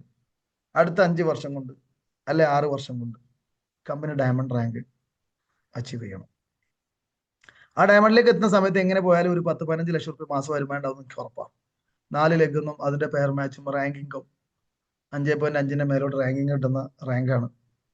അപ്പൊ അതൊക്കെ കിട്ടുന്ന സമയത്ത് ഒരു 10-15 ലക്ഷം റുപ്യ വരുമാനം കിട്ടും. അതിന് വേണ്ടിയിട്ടാണ് ഞാൻ ഇന്നും ഈ എഫേർട്ട് ഇടുന്നത്. മറ്റൊന്ന് നോമിനേഷൻ ഫെസിലിറ്റിയാണ്. എനിക്ക് 4 പെൺകുട്ടികളാണ്. മൂത്താൾ 9ാം ക്ലാസ്സിലാണ്. ഇളയാൾ എണീറ്റിട്ടില്ല. വന്നാൽ പിന്നെ മീറ്റിംഗ് ഒന്നും എടുക്കാൻ വയ്ക്കില്ല. 1 വയസ്സ് 3 മാസമായിട്ടേ ഉള്ളൂ. അപ്പൊ അങ്ങനെ ഉപ്പയും ഉമ്മയൊക്കെ ഉള്ള ഒരു ഒന്നിച്ചുള്ള ഫാമിലിയാണ്. ഞാൻ ഒരു മോനേ ഉള്ളൂ. അപ്പൊ ഇന്ന് വരുമാന മാർഗം എന്ന് പറഞ്ഞാൽ ഞാനാ. കുഴപ്പമില്ല, നല്ല ഉഷാറാണ്, സാമ്പത്തിക പ്രശ്നങ്ങളൊന്നുമില്ല, വളരെ ഹാപ്പി. പക്ഷെ നാളേക്ക് എന്തെങ്കിലും സംഭവിച്ചു കഴിഞ്ഞാൽ കാര്യങ്ങൾ ഇങ്ങനെ ആവില്ല. കാരണം ഓർക്ക് വേണ്ട രീതിയിലൊന്നും സന്തോഷത്തോട് കൂടിയിട്ട് നമുക്ക് അത് കഴിക്കാൻ പോവാ, ഇത് കഴിക്കാൻ പോവാ, റീൽസ് കണ്ടെടുത്ത് പോവാം, മറ്റേത് പോയി താമസിക്കാം, റിസോർട്ട് പോവാം, ടൂറ് പോവാന്ന് പറഞ്ഞ പരിപാടി ഒന്നും പിന്നെ ഉണ്ടാവില്ല. അതായത് എൻ്റെ മക്കളും എൻ്റെ കുടുംബവും ആരെങ്കിലും എന്തെങ്കിലും കൊടുത്തിട്ട് അതിൽ നിന്ന് മെല്ലെ ജീവിക്കുന്ന ഒരു അവസ്ഥയിലേക്ക് മാറും. അപ്പോൾ ഇതിലുള്ള നോമിനേഷൻ ഫെസിലിറ്റി അത് വാങ്ങിക്കുന്ന ആളുകൾ ശരിക്കും കിട്ടുന്നുണ്ടോ? ഉണ്ട്. ഞാനത് ഉറപ്പ് വരുത്തിയിട്ടുണ്ട്. ഞാൻ ഈ ഓടി നടന്ന ബിസിനസ് ചെയ്യുന്നത് നാട്ടിൽ വലിയ പൈസക്കാരനാവാനും ഇനിയും എത്രയോ ആൾക്കാരെ തോൽപ്പിക്കാനൊന്നുമല്ല. നാളെ എനിക്ക് ശേഷം എൻ്റെ കുടുംബം നല്ലോണം ജീവിക്കണം. ആരെ മുന്നിൽ കൈ നീട്ടണ്ട. പൈസക്ക് ഓല് വേണേ വേറെ ആർക്കോ കൊടുത്തോട്ടെ, മറ്റുള്ളവരെ സഹായിച്ചോട്ടെ. അതാണ് പ്രധാനമായിട്ട് ഞാൻ ബിസിനസ് ഏറ്റെടുക്കാൻ കാരണം. അതല്ലേ പല കളിയാക്കലുകളും ഞാൻ നിർത്തി പോകേണ്ടതാണ്. വീട്ടിൽ നിന്ന് രാവിലെ ഇറങ്ങി കാറെടുത്ത് പോകുന്ന സമയത്ത് ബസ് സ്റ്റോപ്പിൽ നമ്മളെ ഫ്രണ്ട്സ് ആരെങ്കിലും ഒക്കെ ഉണ്ടാവും. ഡോക്ടർ ഇന്ന് എങ്ങോട്ടാന്ന് ചോദിക്കും. ഞാൻ നല്ല രീതിയിൽ പറയും, ഡോക്ടർ കോഴിക്കോട്ടേക്കാണ്, അല്ലെ ഡോക്ടർ താമരശ്ശേരിക്കാണെന്ന്. ഓലോട് അങ്ങോട്ട് തന്നെ ഞാൻ അങ്ങനെ തന്നെ പറയും. അപ്പോൾ ഓൾക്ക് മനസ്സിലായി ഓന് ഇതൊന്നും ശേഷില്ല. നമ്മൾ കളിയാക്കിയാൽ നമുക്കത് കൊള്ളുന്നുണ്ടെങ്കിൽ കളിയാക്കണ ഒരു സുഖം കിട്ടും, അല്ലെങ്കിൽ ഓനൊരു സുഖം ഉണ്ടാവില്ല. അപ്പൊ അതിന് അങ്ങനെ തന്നെ മറുപടി കൊടുത്തു. ഞാൻ എൻ്റെ കാര്യം എനിക്ക് 100% പെർഫെക്റ്റ് ആണെന്ന് തോന്നിയിട്ടുണ്ടോ? ഞാൻ എവിടെയും പറയും. എൻ്റെ തൊട്ടയലോക്കത്ത് കല്യാണമുണ്ട് വരുന്ന 24-ാം തീയതി. ഒരു മാഷും ടീച്ചറുമാണ്. മാഷ് റിട്ടയർഡ് ആയിട്ടുണ്ട്. സംസ്ഥാന അധ്യാപക അവാർഡ് കഴിഞ്ഞ വർഷം കിട്ടിയ വ്യക്തിയാണ് അയാൾ. വളരെ ഡീസന്റ് മനുഷ്യനാണ്. ഒരു അയൽവാസി എങ്ങനെ ആയിരിക്കണം എന്നുള്ളത് എനിക്കൊക്കെ പഠിപ്പിച്ചു തരുന്ന ഒരു മനുഷ്യനാണ്. മീൻസ് ഇത്രയും നല്ല ബന്ധം. ഞങ്ങൾ ഒരേ അതിര് പങ്കിടുന്നവരാണ്. ഞങ്ങൾ എൻ്റെ വീടിന്റെ സൈഡും അയാളെ വീടിന്റെ സൈഡും ഒക്കെ ഇന്നലെയൊക്കെ ഞങ്ങൾ ഇത് ക്ലീൻ ചെയ്ത് കല്യാണങ്ങളുടെ ഒരുക്കങ്ങളെ. ഇപ്പൊ മിനിയാന്ന് അവിടെ ഒരു മീറ്റിംഗ് കൂടി. അതുപോലെ അങ്ങനെയൊക്കെ കുടുംബക്കാരൊക്കെ വിളിച്ച് അത്യാവശ്യം വേണ്ടപ്പെട്ട ആളുകൾ തൊട്ടടുത്ത അയൽവാസികളെ കൂട്ടിയിട്ട് കല്യാണത്തിന്റെ ഭക്ഷണത്തിന്റെ ആളെയൊക്കെ വിളിച്ചിട്ട് അത് നമ്മളൊക്കെ അഭിപ്രായം ചോദിച്ചു. നമ്മളൊക്കെ അഭിപ്രായത്തിനനുസരിച്ചാണ് ചെയ്യാം. അയാൾക്ക് സ്വന്തമായിട്ടൊരു തീരുമാനം എടുക്കുന്നല്ല ചെയ്യാം. അപ്പൊ എന്നോടൊക്കെ ചോദിച്ചു നമ്മൾ ആ ഭക്ഷണം എങ്ങനെ. അപ്പൊ അവിടെ വന്ന പോലെ ബന്ധക്കാരൊന്നും ആൾക്കാർ നിങ്ങൾ പഴയ മറ്റേ പരിപാടി ആണെന്ന് പറഞ്ഞു. അത് മറ്റേ ആളെ ചേർക്കലല്ലേ, ചെയിൻ പരിപാടിയല്ലേ എന്ന് വെച്ചിട്ട് ഞാൻ അയാളെ പൊരിച്ചാൽ എന്താ ചെയിൻ പരിപാടി നിങ്ങൾ പറഞ്ഞത്. നിങ്ങൾ പേസ്റ്റ് വാങ്ങണ ഏതാ, എത്ര റുപ്യക്കാ? അപ്പൊ അയാൾ എന്റെ ഇപ്പൊ ഒരു പേസ്റ്റ് വാങ്ങിയത് 250 റുപ്യ. അത് ഏതോ കമ്പനി, അത് ഞാൻ അറിയണ്ട. എന്റെ കമ്പനി 132 റുപ്യ 150 തരാം. കോൾഗേറ്റ് വില 135, കെമിക്കലുള്ളത്. പക്ഷെ നിങ്ങൾ വാങ്ങുന്ന സാധനത്തിന് നിങ്ങൾ പല പരസ്യക്കാർക്കും പരസ്യ കമ്പനികൾക്കും സിനിമാടന്മാർക്കും നടിമാർക്കും ഒക്കെ ഇതിന് പൈസ കൊടുക്കുന്നുണ്ട്. ഞങ്ങളുടെ അത് ഉണ്ടാവില്ല. ഇത് മാത്രമേ ഞങ്ങൾ തരുന്നു. ഞാൻ ഒരാഴ്ച കൊണ്ടോ 2 ആഴ്ച കൊണ്ടോ ഈ പൈസ അല്ലെങ്കിൽ ഈ വരുമാനത്തിലേക്കോ ഈ റാങ്കിലേക്ക് എത്തിയ ആളല്ല. മാഷിനറിയാം ഞാൻ 7 കൊല്ലം ഇതിന്റെ വയ്യേക്ക് നടക്കുന്നുണ്ട്. 100% ലീഗലായിട്ട് ഇന്നത്തെ കാലത്തിനനുസരിച്ചുള്ള ഒരു കച്ചവടം ചെയ്യുന്നു. വീട് തുറന്ന് തന്നെ ചെയ്യണമെന്ന് നിർബന്ധമില്ലല്ലോ. വീട് തുറന്നിട്ടാണെങ്കിൽ എനിക്ക് ബോംബെയിൽ എങ്ങനെ സാധനം കൊടുക്കാൻ കഴിയുക? എനിക്ക് മൈസൂർ എങ്ങനെ എന്റെ ടീമുള്ളവർ ഇവിടെ വന്ന് വാങ്ങിക്കൊണ്ടുപോകാൻ കഴിയുക? മലപ്പുറത്ത് ഏറ്റവും കൂടുതൽ ടീമുള്ളത്. ഓർക്ക് ഞാൻ ഓരോ വീടിന്റെ മുന്നിലും വീട് ഉറങ്ങി കൊടുക്കാൻ കഴിയുമെന്ന് വെച്ചു. ഡൺ. അയാൾ ഫ്ലാറ്റ്. പിന്നെ അയാൾ മെല്ലെ വിഷയം മാറി. അപ്പൊ ആ ലെവലിലേക്ക് നമ്മൾ കോൺഫിഡന്റ് ആണ്. ഒരുത്തനെങ്ങാനും നെഗറ്റീവായിട്ട് വന്നു കഴിഞ്ഞാൽ അവനെ ഇരുത്തിയിട്ട് നമ്മൾ പൊരിച്ചിട്ട് നെഗറ്റീവ് അല്ലാന്ന് തോന്നിച്ചു മാറ്റി പറഞ്ഞു കൊടുക്കും. അവന് ബോധ്യപ്പെടുത്തി കൊടുക്കും. ചെയ്യാണ്ട് അവന്റെ ഇഷ്ടം. പക്ഷെ അങ്ങനെ കുറ്റപ്പെടുത്തിയിട്ട് പോകാൻ നമ്മൾ സമ്മതിക്കില്ല. കാരണം ഇതിനകത്ത് ഞാൻ ഇന്ന് മനസ്സിലാക്കണതിൽ ഒരു തെറ്റുമില്ല. ഒരാളെയും പറ്റിക്കാതെ ചെയ്യുന്ന ഒരു ബിസിനസ്. പിന്നെ കുറെ കണക്കൂട്ടി എന്തെങ്കിലുമൊക്കെ ചിലപ്പോൾ എവിടെയെങ്കിലും ഒരു ന്യൂനത കണ്ടുപിടിക്കാൻ പറ്റും. അത് ന്യൂനത നോക്കി കണ്ടുപിടിക്കാൻ തീരുമാനിച്ചാൽ മാത്രം. ഇന്നത്തെ കാഴ്ച എന്റെ കുടുംബക്കാരൊക്കെ ജ്വല്ലറി, എന്റെ വലിയ അമ്മമാരൊക്കെ വല്യമ്മന്റെ ആങ്ങളാരൊക്കെ ജ്വല്ലറി മേഖല ചെമ്പൊക്കെ നല്ലോട് കൂട്ടിയിട്ട് അങ്ങനെ ആട്ടും ഇങ്ങോട്ടും പല തട്ടിപ്പും ഒരു മര്യാദയ്ക്ക് ടാക്സ് പോലും കൊടുക്കുന്നില്ല. നമുക്കറിയാം ടാക്സ് കൊടുത്താൽ കൊടുക്കും, വിൽക്കാൻ കഴിയില്ല, മരുന്നൊരു കച്ചവടം ചെയ്യാൻ കഴിയില്ല. അങ്ങനെ ഓരോ കച്ചവടത്തിനും അതിൻ്റെതായ കുറെ പ്രശ്നങ്ങൾ നമ്മൾ കാണുന്നുണ്ട്. അപ്പൊ അവിടെ നമ്മൾ ഒരാളെ അറിഞ്ഞുകൊണ്ട് പറ്റിക്കുന്നില്ല. നമ്മൾ ഇതിനകത്ത് ഒന്നും ചേർക്കുന്നില്ല. അത് സീൽഡ് പ്രൊഡക്റ്റ് അങ്ങനെ തന്നെ കൊടുക്കുകയും നമ്മൾ അത് ഏത് പൊട്ടനും കൊടുക്കാം. കാരണം ഇതിന്റെ മുകളിൽ എഴുതി വെച്ചിട്ടുണ്ടല്ലോ. വെറുതെ ഒരാൾ പിന്നെ വലിയ പഠനമൊന്നും ഇതിനകത്ത് ആവശ്യം വരുന്നില്ല. ഇതങ്ങനെ നിങ്ങൾ അങ്ങോട്ട് കൊടുത്താൽ മതി. നിങ്ങൾ പറഞ്ഞില്ലെങ്കിലും അതിന്റെ മുകളിൽ ഉണ്ട് എന്ന് പറഞ്ഞാൽ തീർന്നു. അപ്പൊ അത് മാർക്കറ്റ് ചെയ്യുക, അത് നമ്മൾ ഉത്തരവാദിത്തം ഏറ്റെടുക്കുക. പിന്നെ നമ്മൾ ഒരു കമ്പനിയിൽ വന്നു കഴിഞ്ഞാൽ അതിനെ കൃത്യമായിട്ട് പഠിക്കുകയും ലീഡേഴ്സിനെ മാക്സിമം ഡിപ്പെൻഡ് ചെയ്യാതെ നമ്മൾ ടീം ഉണ്ടാക്കാം. എൻ്റെ റൂബി റാങ്കിലാണ് ഞാൻ താമരശ്ശേരി GTS പ്രസന്റേഷൻ ചെയ്തത്. അന്ന് ബസ് സ്റ്റാൻഡിന്റെ മുകളിലുള്ള പിന്നെ പഞ്ചായത്തിന്റെ ഒരു ഹോൾ ഉണ്ടായിരുന്നു. അതേപോലെ ഹോം മീറ്റിങ്ങുകളെല്ലാം നമ്മൾ സ്വന്തമായിട്ട് എന്തൊക്കെ എപ്പോൾ ചെയ്യാൻ തുടങ്ങും, അപ്പം നമുക്ക് ടീം വരാൻ തുടങ്ങും. നമ്മളെ കണ്ടിട്ട് നമ്മളെ ടീം വളരണം. എനിക്ക് എൻ്റെ ടീമിൽ എൻ്റെ മേലേക്ക് ലീഡേഴ്സിനെ ആരും വിളിക്കും. ഞങ്ങൾ എൻ്റെ സീലിങ്ങിന്റെ സമയത്ത് പോലും ഒരു ലീഡർ പോലും ഞങ്ങളുടെ ടീമിൽ ഒരു കാര്യത്തിന് പോലും ഇടപെട്ടിട്ടില്ല. വേറെ ഒന്നുമല്ല, വളരെ സന്തോഷത്തിലാണ്. പക്ഷെ ഞങ്ങൾ അങ്ങനെ ഒരു ചാലഞ്ച് എടുത്തു. പ്രധാന ലീഡേഴ്സ് ഒക്കെ ലേഡീസാണ്. RTC, STC, ZTC, DTCയിൽ ഭൂരിഭാഗം ലേഡീസാണ്. DTCയിൽ കുറച്ച് ആണുങ്ങളുണ്ട്. അത് രണ്ടും മുല്യന്മാർ മാത്രം, ഉസ്താദുമാർ. ഓൽക്ക് ഓരോ പരിമിതികൾ വേറെയുണ്ട്. ഇവിടെ ആണെന്നോ പെണ്ണെന്നോ യാതൊരു വ്യത്യാസമില്ല. വളരെ സിമ്പിളായിട്ട് ഇത് ചെയ്യൽ വളരെ ഈസിയാണ്. എന്നാലോ പക്ക ഈസിയായിട്ട് പറയാൻ പറ്റില്ല, അത് പഠിക്കണം. ഇത്ര മാത്രമേ ഇതിനകത്തുള്ളൂ. അപ്പൊ ഞാൻ ഒരുപാട് സമയം എടുത്തു തോന്നുന്നുണ്ട്. ഏതായാലും കുറെ കാര്യങ്ങൾ നിങ്ങളൊരു ഷെയർ ചെയ്യാൻ പറ്റി. അപ്പോൾ ഏതായാലും എന്തൊക്കെ നിങ്ങൾക്ക് കിട്ടിയിട്ടുണ്ടെന്ന് എനിക്കറിയില്ല. ഞാൻ എൻ്റെ ലൈഫ് എക്സ്പീരിയൻസ് ഒരു ട്രെയിനിങ് എടുക്കണം എന്നുള്ള രീതിയിലൊന്നും അല്ല വന്നത്. കുറച്ച് കാര്യങ്ങൾ നിങ്ങളുമായിട്ട് സംസാരിക്കണം, എൻ്റെ ലൈഫ് എക്സ്പീരിയൻസ് തുറന്ന് പറയണം. അപ്പോൾ അതിൽ നിങ്ങൾക്ക് ചിലപ്പോൾ മോട്ടിവേഷൻ ആകാൻ സാധ്യതയുണ്ട്. കാരണം ഈ ബിസിനസ്സിൽ നമ്മൾ എടുക്കുന്ന ഏറ്റവും നല്ല ട്രെയിനർ എന്ന് പറഞ്ഞാൽ ആരാന്ന് വെച്ച് കഴിഞ്ഞാൽ ഏറ്റവും നല്ല അച്ചീവ്മെന്റ് നേടിയ ആൾ അത് പറയുന്ന ആൾ. മൈ ലൈഫിൽ ഞാൻ മനസ്സിലാക്കുന്നത് ഏറ്റവും നല്ല ട്രെയിനർ, ഒരുപാട് വലിയ ട്രെയിനിങ് എടുക്കുന്ന വലിയ ട്രെയിനേഴ്സിന്റെ ഒക്കെ ട്രെയിനിങ്ങിന് ഞാൻ പങ്കെടുത്തിട്ടുണ്ട്. പക്ഷെ അതിനേക്കാളും എനിക്ക് ഇഷ്ടമായത് അനീസ് സാറിനെ പോലെ, ബെല്ലി സാറിനെ പോലെയോ അല്ലെങ്കിൽ മറ്റുള്ള ലീഡേഴ്സ് ആരൊക്കെ അച്ചീവ്മെന്റ് നടത്തിയിട്ടുണ്ടോ. അപ്പം നമ്മുടെ പ്രസാദ് സാറും അവരെ SITന്റെ ലീഡേഴ്സ് ഒക്കെ ആണെങ്കിലൊക്കെ അവരൊക്കെ ട്രെയിനിങ് എടുക്കുന്ന അവരെ ലൈഫിൽ എന്തെല്ലാം മാറ്റങ്ങൾ ഈ ബിസിനസ്സിൽ വന്നതിന് ശേഷം ഉണ്ടായിട്ടുണ്ട്, അത് മറ്റുള്ളവർക്ക് കൃത്യമായിട്ട് പറഞ്ഞു കൊടുക്കുന്നത് ആരോ അവനാണ് യഥാർത്ഥ ട്രെയിനർ. അപ്പൊ എനിക്ക് നിങ്ങൾ പറയാനുള്ളത് ഇതുവരെയുള്ള അച്ചീവ്മെന്റ് ഒന്ന് ലാൻഡ്മാർക്കിൽ ഒരു ഫ്ലാറ്റ് ആണ്, പാർട്ണർഷിപ്പിലാണെങ്കിലും അങ്ങനെ ഒന്ന് എടുക്കാൻ നോളജ് സിറ്റിയിൽ അത് സാധിച്ചു. ബിസിനസ്സിൽ കൂടെ കാറ് 16 ലക്ഷത്തിന്റെ കാറ് വാങ്ങിക്കാൻ പറ്റി. അങ്ങനെ ഒരുപാട് കാര്യങ്ങൾ ലൈഫിൽ കുറെ മാറ്റങ്ങൾ. ഒരു റെസ്റ്റോറൻറ്റ് കയറി ഏറ്റവും നല്ല ഫുഡ് കഴിക്കാൻ ഒരു പേടിയുമില്ല, ധൈര്യമായിട്ട് വേണ്ടത് കഴിക്കാം. ആ ലെവലിലേക്ക് ഡ്രസ്സ് എടുക്കാൻ പോകണമെങ്കിൽ നല്ലത് എന്ത് വേണം ചെയ്തെടുത്തു. ആ ലെവലിലേക്ക് സാമ്പത്തിക സ്വാതന്ത്ര്യം വാങ്ങി തന്നെ. പിന്നെ മറ്റൊരു പാഠം എനിക്ക് ഭയങ്കരമായിട്ട് ഇതിനകത്ത് കിട്ടിയിട്ടുണ്ട്. മണി മാനേജ്മെന്റ് എന്നെ പഠിപ്പിച്ചു. ഞാനൊരു സമയത്ത് ഗൾഫിൽ നിന്ന് കിട്ടുന്ന പൈസക്ക് മാസം കിട്ടുന്നൊക്കെ ഓരോ ചെലവ് അങ്ങനെ ഇങ്ങനെ ആക്കിയിട്ട് വെറുതെ തീർക്കായിരുന്നു. ഞാൻ വിചാരിക്കും മരിക്കുന്നത് വരെ ഇത് വന്നുകൊണ്ടിരിക്കുന്നു. അത് കൊറോണ കൂടി അത് തീർന്നു. അവിടുന്ന് ശേഷം സാമ്പത്തികമായിട്ട് ഭയങ്കര പ്രശ്നം ഉണ്ടായി. അവിടെ ലൈഫിനെ കൺട്രോൾ ചെയ്യാൻ ഒരു പരിധി വരെ പഠിപ്പിച്ചത്, അതായത് വരുമാനം ഉണ്ടാക്കാനും ഉണ്ടാക്കുന്നത് കൺട്രോൾ ചെയ്യാനും ഓരോ രൂപയും ചെലവാക്കേണ്ടത് എങ്ങനെയാണെന്നും എല്ലാം പഠിപ്പിച്ചെന്നൊരു കമ്പനി. ഇന്ന് ആ ഒരു ഫൈനാൻഷ്യൽ മാനേജ്മെന്റിൽ കൂടെ അങ്ങനെ പോകുന്നുണ്ട്. വരുമാനം എത്ര കിട്ടിയാലും കുറച്ചൊക്കെ സേവിങ്സിലേക്ക് മാറ്റിയിട്ടും കുറച്ചൊക്കെ വേറെ കാര്യങ്ങൾ ചെയ്തിട്ടും ചെയ്യേണ്ട കാര്യങ്ങൾ മാത്രം ചെയ്തിട്ടും എന്നാൽ സന്തോഷിക്കാൻ വേണ്ടി എന്തെങ്കിലും കാരണങ്ങളുടെ ഒന്നും ഒരു മുടക്കം വരുത്താതെ അതൊക്കെ ചെയ്തും ഹാപ്പിനെസ് ആയിട്ട് മുന്നോട്ട് പോകുന്നുണ്ട്. ഏതായാലും എല്ലാ ആളുകൾക്കും വലിയ വിജയാശംസകൾ നേരെയാണ്. നാളെ നമുക്കൊക്കെ വലിയ റാങ്കിൽ ഒന്നിച്ച് മുന്നോട്ട് പോകണമെന്ന് അറിയിക്കുകയാണ്. ഒരു കാരണവശാലും പരിചയപ്പെടാൻ സാധ്യതയില്ലാത്ത കുറെ മുഖങ്ങളെ, കുറെ ആളുകളെ പരിചയപ്പെടാൻ പറ്റിയത് മൈ ലൈഫിൽ വന്നതിന് ശേഷമാണ്. അതാണ് എൻ്റെ ഏറ്റവും വലിയ സമ്പാദ്യം ഞാൻ കാണുന്നത്. എവിടെ കണ്ടാലും ഒരു ഹായ് ബായ് പറയും, ബന്ധപ്പെടുകയും സംസാരിക്കുകയും വേണമെന്നാണ് എനിക്ക് നിങ്ങളോട് പറയാനുള്ളത്. ഒരുപക്ഷെ ഞാൻ ചിലപ്പോൾ എനിക്ക് മനസ്സിലായില്ല, അല്ലെങ്കിൽ ഞാൻ ശ്രദ്ധിച്ചില്ല എന്ന് വരും. പക്ഷെ എനിക്ക് ബന്ധങ്ങൾ ഭയങ്കര ഇഷ്ടമാണ്. അതുകൊണ്ട് ഇവിടെ വരികയാണെങ്കിൽ കൊടുവള്ളിലേക്ക് വരുന്നുണ്ടെങ്കിൽ വീട്ടിലൊക്കെ വരണം. അതേപോലെ കുറ്റ്യാടിയൊക്കെ വരികയാണ്, ഞാൻ കുറ്റ്യാടി GTS വന്നിട്ടുണ്ട്. വരികയാണ്, നമുക്ക് കാണാം. Okay, thank you.